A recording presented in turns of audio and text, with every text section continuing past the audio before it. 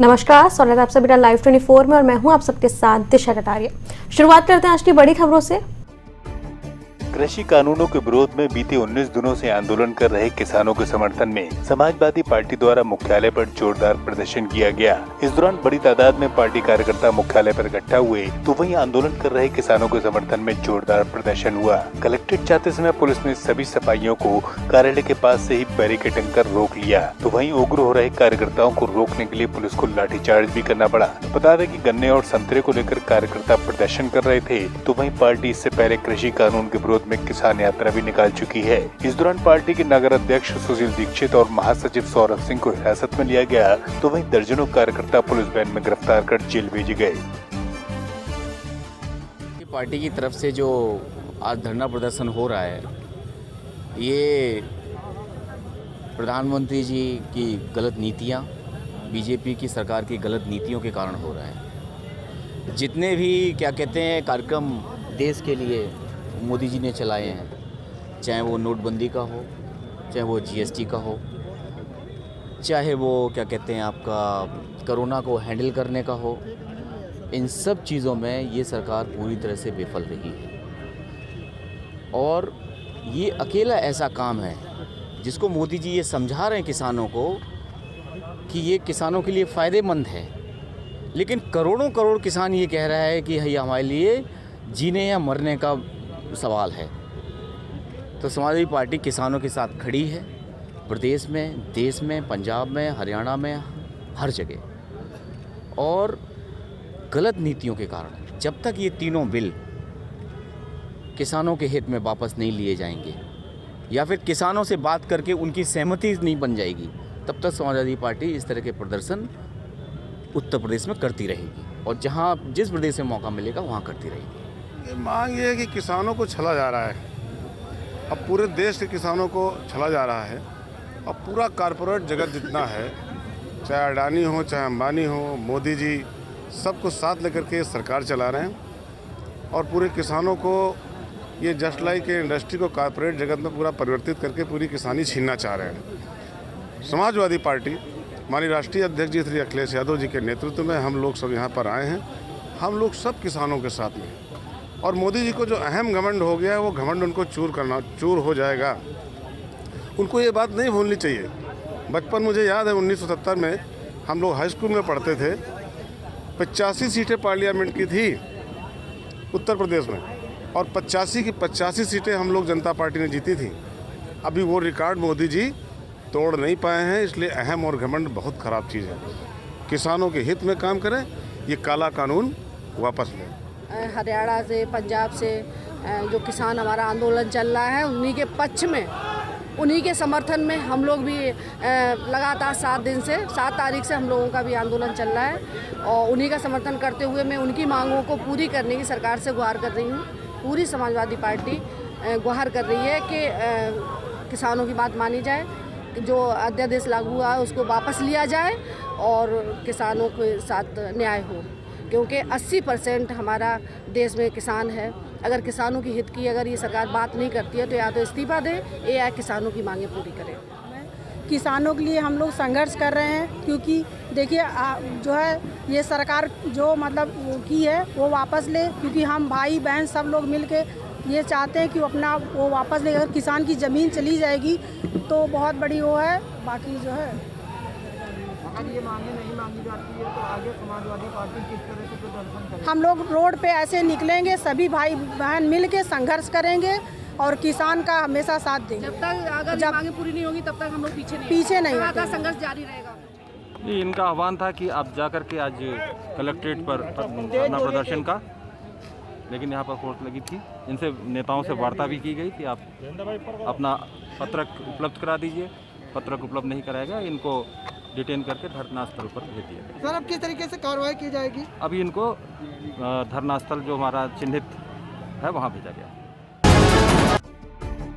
सीतापुर के रामकोट में रंजिशन किराना दुकान संचालक की हत्या को अंजाम दिया गया तो हत्या पड़ोस के ढाबा संचालक ने अपने साथियों के साथ मिलकर अंजाम दी। तो इसमें पुलिस ने 5 लोगों को नामजद किया है तो साथ ही 4 को हिरासत में लिया है। वहीं अन्य आरोपियों की पुलिस तलाश कर रही है। बता दें कि दुकान संचालक और ढाबा मालिक के बीच में किसी बात को लेकर विवाद हो गया, जिसमें ढाबा संचालक ने दुकानदार पर लाठियों से हमला बोल दिया। तो वहीं अब सूचना पर पुलिस ने घायल को उपचार के लिए अस्पताल भेजा तो वहीं 5 लोगों को नामजद किया गया है।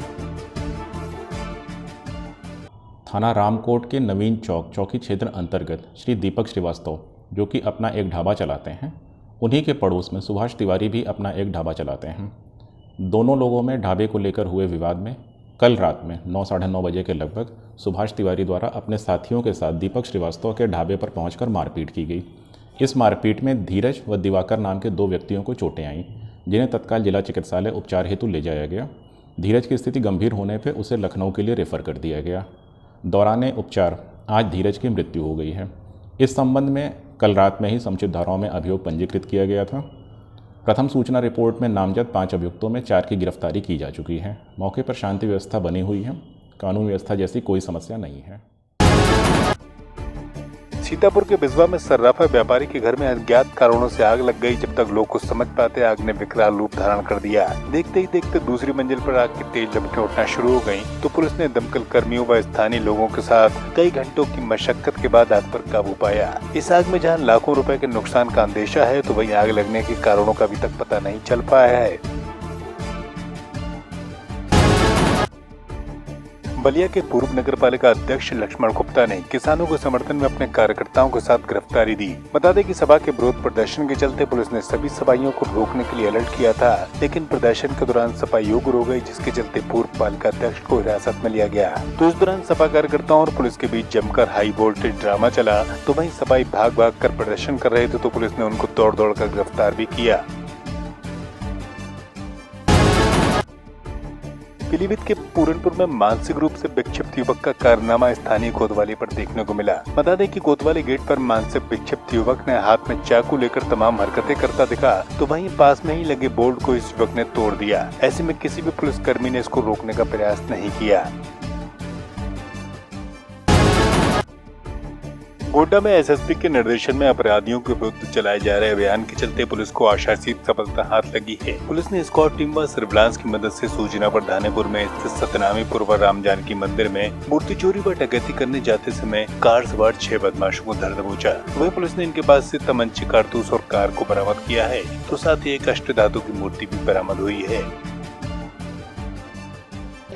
बीती रात्रि में स्वाट टीम व कोतवाली नगर पुलिस ने ज्वाइंट ऑपरेशन में 7 व्यक्तियों को अरेस्ट किया हुआ है, जिनसे 3 अवैध असलाह व एक अष्ट धातु की मूर्ति जिसकी कीमत 5-7 करोड़ के आसपास हो सकती है, इसको बरामद किया है अभियुक्तों से। ये सातिर अंतरजनपदीय मूर्ति चोरों का गैंग है और ये जो है यहाँ थानेपुर में सतनामी मंदिर में चोरी करने के लिए योजना बना रहे थे, जैसा कि इन लोगों ने स्वीकार किया।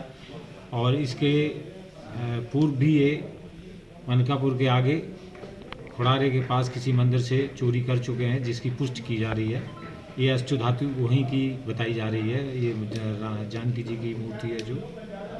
और इनका सिद्धार्थनगर के वर्णी क्षेत्र का राम जानकी मंदिर और कर्नलगंज में संतोषी माता मंदिर था, ये भी इनके प्लानिंग में था कि जिससे ये मूर्तियाँ चुराते हैं। ये बहुत ही सातिर अंतरजनपदीय मूर्ति चोरों का गैंग है, इनको न्यायिक हिरासत में भेजा रहा है।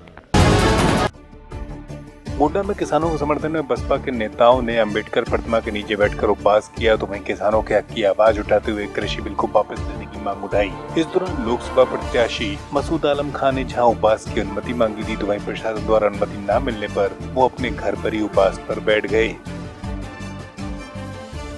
19 दिन से हमारे देश का लाखों किसान दिल्ली के बॉर्डर पर बैठा हुआ है।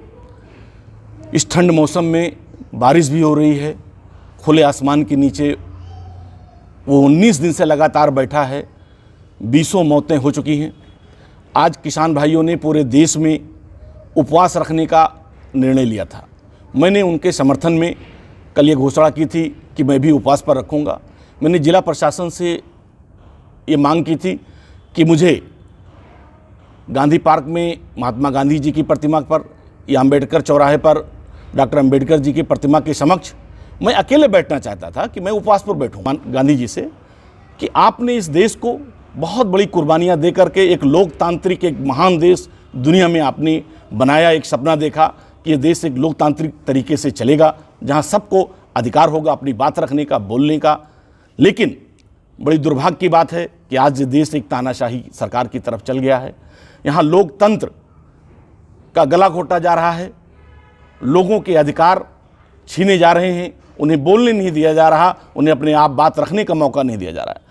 और डॉक्टर बाबा साहब अम्बेडकर की प्रतिमा पर इसलिए भी बैठना चाहता था कि मैं उनसे कहना चाहता था कि बाबा साहब, आपने इस भारत को एक सुंदर, एक बेहतरीन, एक लोकतांत्रिक, दुनिया में सबसे अच्छा संविधान दिया, जिसमें फ्रीडम ऑफ स्पीच, सबको अधिकार, सबकी बराबरी, हर चीज़ों पर, सरकार के बातों पर, उनके निर्णयों पर सहमति असहमति का अधिकार है हर नागरिक को, कि वो किसी बात पर, वो सरकार के हो, प्रदेश सरकार के हो, अपनी सहमति असहमति व्यक्त कर सकता है। लेकिन बड़ी दुख की बात है कि इस सरकार में किसी को भी अपनी प्रतिक्रिया, अपनी सहमति असहमति व्यक्त करने का अधिकार नहीं दिया जा रहा है।